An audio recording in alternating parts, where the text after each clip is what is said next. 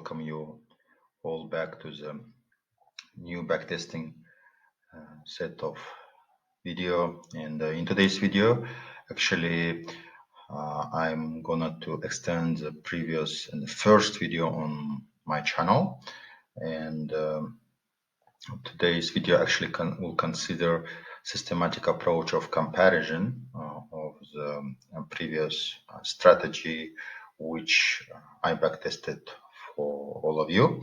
And before I start, I'd like to mention that in the future sets of videos related to backtesting of trading strategies, I'll keep consistency of the financial assets first of all, because this is very important to see how the strategy behaves over different financial assets, and to keep consistent and like, let's say, apple to apple comparison of the financial assets within one strategy, and not financial assets over different strategies. I selected a key 5 let's say financial asset types, asset classes, and I'll mention them later on. And in this and the next upcoming videos will be a kind of interactive and more dynamic, because I think it will be interesting for all of you to see how the strategy behaves and what we can see from the results of the backtesting. And of course, this will help to sharpen and to get understanding whether this strategy work for you or not. Yeah. So basically, that's why we are starting a bit of extension, and the next and the upcoming videos will consider the same format of the analysis, right? Okay. So today we are going to consider backtesting of the previous, as I mentioned, strategy, which is simple moving average crossover strategy of 10 days and 50 days. But I'll also remind strategy a bit later on. Before I start, please look and watch to this video, and please subscribe to my channel.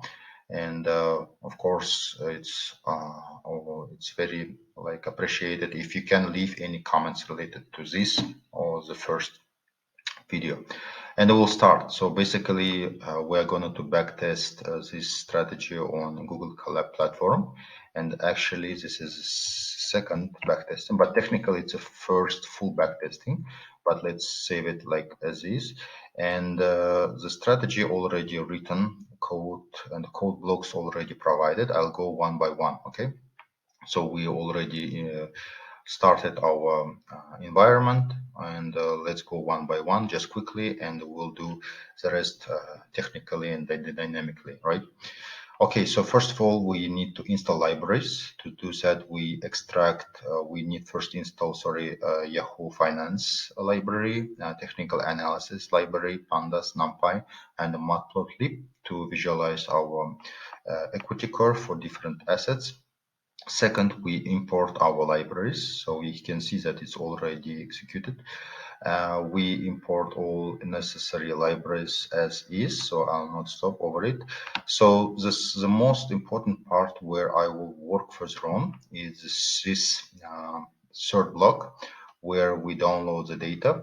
And here, just as I mentioned just before, I like to focus on key 5, let's say, like most, I guess, representative, representative and let's say good selection of kind of let's say risk to reward as well as volatility measures.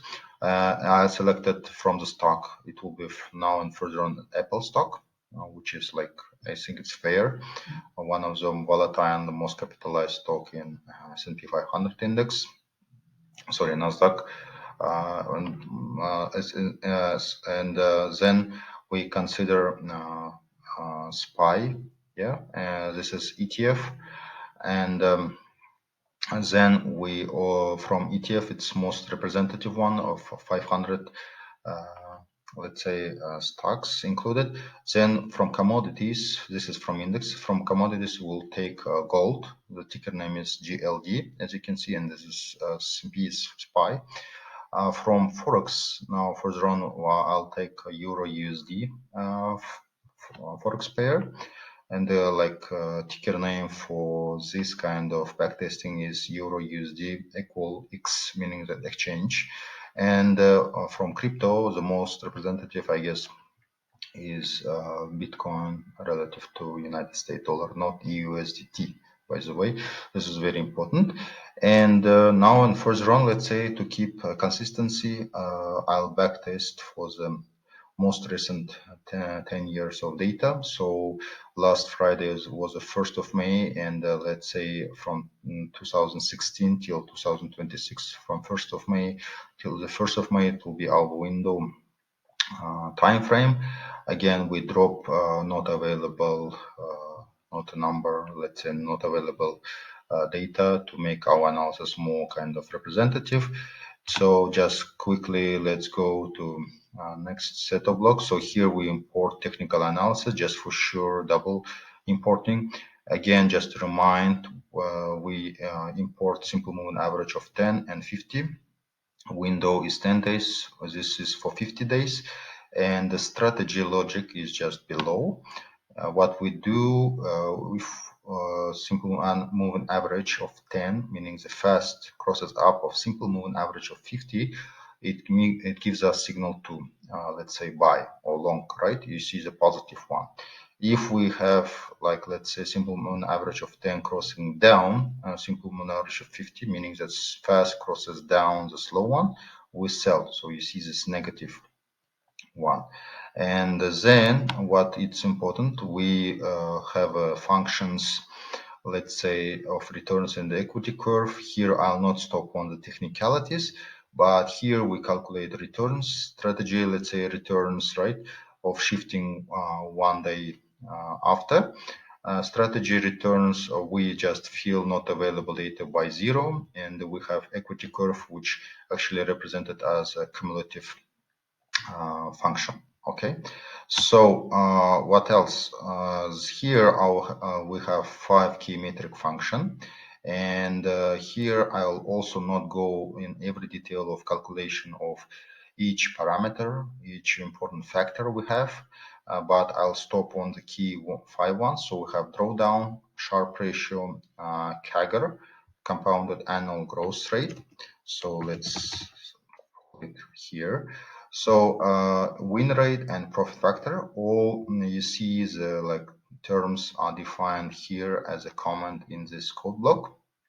Okay, and so I'll stop on the key 5 ones. If you want, you can just check these definitions in the previous video. To make it short and concise, I'll just go to the next set of block. Here we print our metrics cleanly to see what our Sharpe, maximum drawdown, compounded annual growth rate, win rate, and profit factor. Okay, and as usually as a rule of thumb, the Sharpe ratio should be higher. The higher the better. Maximum drawdown should be the lower.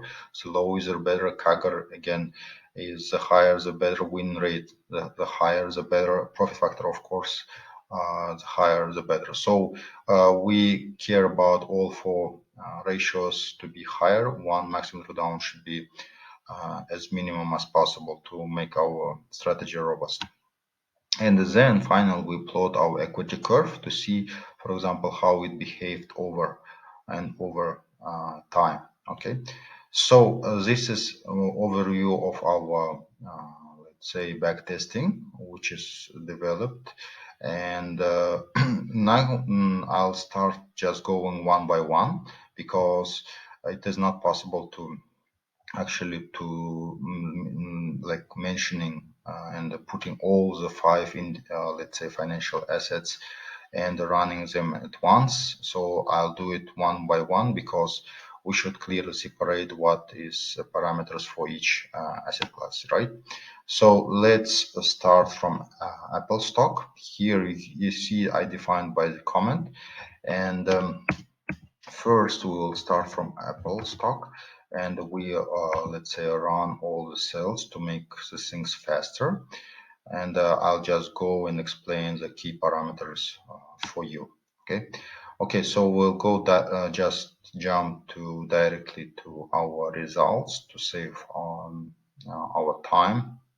What we have here, I already noted down all the backtesting for all 5 classes, but for you, I'll show you so that it will be like true facts, not like I'm saying that's like better work for that asset, that work is not really well. So you'll see in your eyes, you'll see and you realistically see what is going on. So Sharpe ratio, I just will round to the nearest, let's say tens or hundreds, if you don't mind. So Sharpe ratio is on point, let's say 3. Maximum drawdown is 51%, a huge loss. Actually, half of our initial capital is gone at one point of time. This is actually updated once in from the previous video. Compound annual growth rate is just 4%.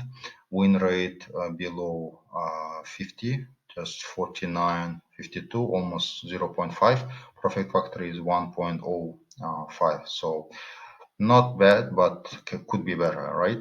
Okay. So here's our equity curve.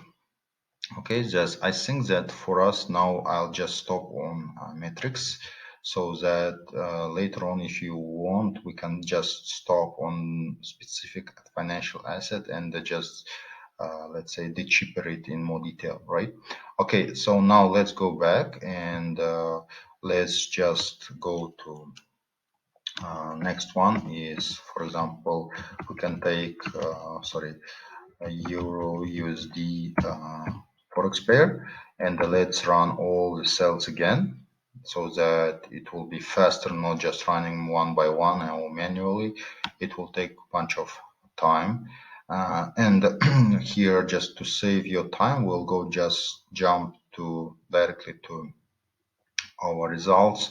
What we have seen here, for example, Sharpe ratio now is just 0.0, let's say 4, and it is far and far below 1. Not really interesting in terms of strategy. Maximum drawdown is we are losing, let's say 0. Let's say to if you round to 20, like 20% of our initial capital, more or less robust, let's say. Compounded annual growth rate so negligible is just 0%. We are not compounding any growth here, not really interesting. Win rate is below 50, 40, 0.48 or 48, let's say percent. Profit factor is 1, just above of 1. So not really interesting, not really like exciting for Forex pair. Now let's go and jump back, and now we can execute next one, which is, let's say, commodity. What we have is, sorry, we need to make a ticker name in uppercase. Okay, just let's run and we'll see what is going on. But actually, if we do the strategy on commodity, especially on gold, right? Okay, so let's go back and just check what we have. Sharpe ratio is 0.3. Not really bad, but not perfect. A bit far away from a gold standard of 1. Maximum drawdown is 28% of loss. Compounded annual growth rate is just 3%, almost 4% if around. Not really interesting, but could be better. Win rate is just half, 0.50. Profit factor is just more than 1.05. Okay, this is it. Now let's go and see what is going on with our like index of S&P 500. So let's run again all the cells. Just for you, it will be like even faster and more interesting. Let's go back to the results, and I'm going, as you can see, back and forth to make it things clear. Sharpe ratio is 0.23, far away from 1 in terms of risk reward ratio. Maximum drawdown is almost 30%. Compounded annual growth rate is just 2.5% low. Win rate is more than half, 0.52. profit factor is 1.0464. So not really good, but not so, let's say, attractive, let's say. And let's just, for our full pack, let's go back and back test our final financial asset, which is Bitcoin relative to United States dollars, not USDT, by the way. So please consider this very carefully. And we run all the cells to make things faster. What we have here, what will be, I guess, more interesting one is should appear here as of my notes. Yeah, Sharpe ratio like 0.64, closer to 1, but not, let's say, even so attractive and interesting. Let's say maximum drawdown is huge. By the way, we are losing almost 79% of our capital at one point of time, and for this I think that we can go and see our equity curve. Compounded annual growth rate is 23%, really good. Let's say twice higher than standard S&P 500 return. Win rate is 0.51. So let's say not so perfect, but could be higher. Profit factor is much better than previous four financial assets, 1.13.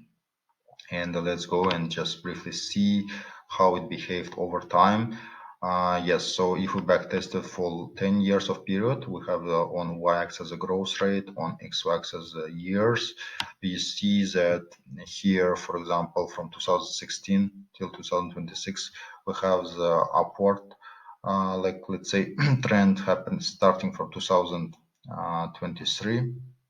We have already, let's say, gained more than 35% of gain, and the most trough season, let's say, was appeared in 2016 as a starting point. Of course, we can also backtest it even earlier, but this is it for Bitcoin relative to United States dollar. Okay, so basically what we have finally, I mean, what, so you might ask, so what, right, of this backtesting? Basically what we have is that if we just did cheaper and decompose by components, in terms of maximum drawdown, we should take the lowest possible. So the winner here is our Forex pair Euro to USD. So this is, if, for example, we consider this strategy and would like to lose as minimum as possible, we should select, let's say, the strategy for Forex pair.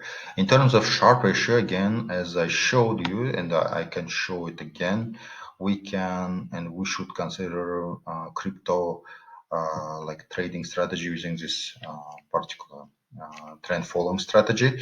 We can gain up to 64 risk to reward ratio, which is the highest among the five. Compounded annual growth rate, again, the winner here is Bitcoin. Here we can gain up to 23% of compounded annual growth, which is more than more than enough than others in terms of other four asset classes. Win rate here, surprisingly, let's say the highest is SPY or S&P 500 index. Here it gave us almost 52% of win rate. And in terms of profit factor, here again, the winner is again Bitcoin relative to United States dollar, which is 1.13. So in terms of, let's say, overall winner of the strategy, if we want to consider the strategy for further, let's say, adaptation or behavior, or to behave this strategy realistically in our trading behavior, we should consider this strategy mostly in terms of all metrics for crypto trading. And again, we should carefully set take profit and take profit and stop loss parameters to make this strategy more robust. Yeah, but basically this is it. I think it might be a bit longer, but I like to make such kind of more detailed and interactive and dynamic videos further on, because this will provide us a more kind of analysis and details, and provide us more clearer picture what is going on behind the scenes of the financial markets. And I think it's fair, because if I'll just backtest one asset and leave others, or just backtest couple of or three of them and leave the rest, it will not provide us full picture of analysis and of historical analysis of the prices and the behavior of all the asset classes, right? So let's, I guess, if you agree, please comment yes, or just say let's proceed in that way. If you don't agree, please suggest what kind of financial assets among all, let's say, five, or maybe you want to see different ones. Please also drop any comment. It's totally fine. Or just let me know what kind of asset should I focus on in the first, in the next sets of videos. Let's say 2 or 3, or let's say 4, it's up to, or maybe should I just consider in one and make it more detailed. Please let me know. I'll be very glad to consider your comments and adapt to the next backtesting, so to the analysis of backtesting strategy. And this is finally it. Thank you for your time and attention. I know that this video might be quite a bit long, but this is how I'd like to proceed. If you don't mind, please put thumbs up if you like this video. If you don't like, please put thumbs down. It's totally fine. And please click on notification bell to stay tuned on the next backtesting videos. Series of videos, because I like to make different variation of backtesting to see how strategy behave, what strategy works, what strategies didn't work, and why they didn't work. I need to go even deeper, so that it will be helpful for your trading activities. I'd like to help you, all the traders possible, to make these strategies more and more reliable and robust, so that like my philosophy and my, like, let's say, goal is to make researching trading strategies all possible combinations and by classes. All right, this is it. I wish you all good weekends and profitable upcoming trading week, and let's stay in touch. See you soon. Bye.